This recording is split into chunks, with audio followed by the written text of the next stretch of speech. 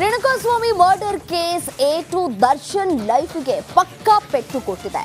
ರೀಲ್ನಲ್ಲಿ royal ಆಗಿದ್ದ ಹೀರೋನ real ಲೈಫ್ನಲ್ಲಿ ರಂಪಾಟ ಆಗಿದೆ. ಕಾಟೇರನ custody ಕತೆ ಹೀಗಿದೆ.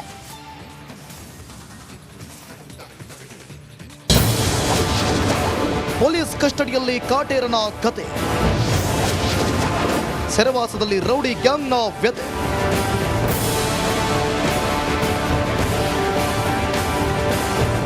ಅದೇನು ಗತ್ತು, ಅದೇನು ಗಮ್ಮತ್ತು.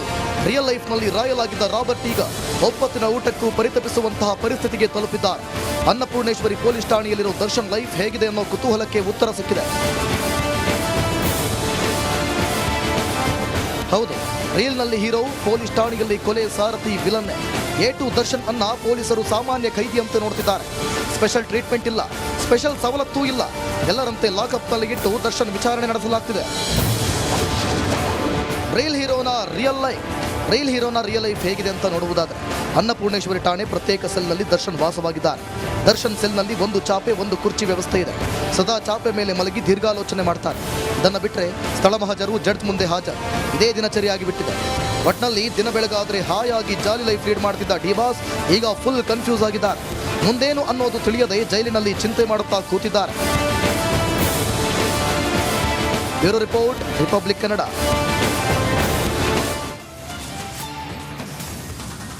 ರೇಣುಕಾಸ್ವಾಮಿ ಮರ್ಡರ್ ಮಿಸ್ಟರಿ ಬೆನ್ನತ್ತಿದಂತಹ ಪೊಲೀಸರಿಗೆ ಪಟ್ಟಣಗೆರೆ ಶೆಡ್ನಲ್ಲಿ ಶಾಕಿಂಗ್ ಸಾಕ್ಷ್ಯಗಳು ಸಿಕ್ಕಿವೆ.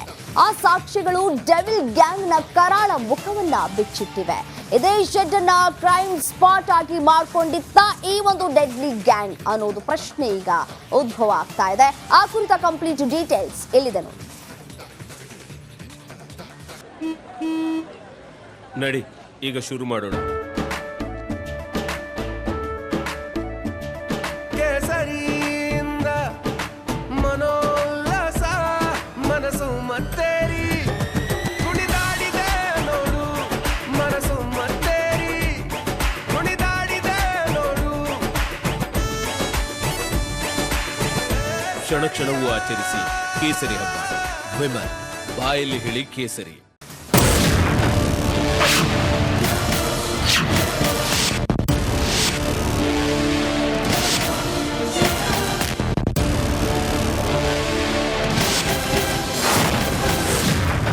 ರೇಣುಕಾಸ್ವಾಮಿ ಕೊಲೆ ಕೇಸ್ಗೆ ಬಿಗ್ ಟ್ವಿಸ್ಟ್.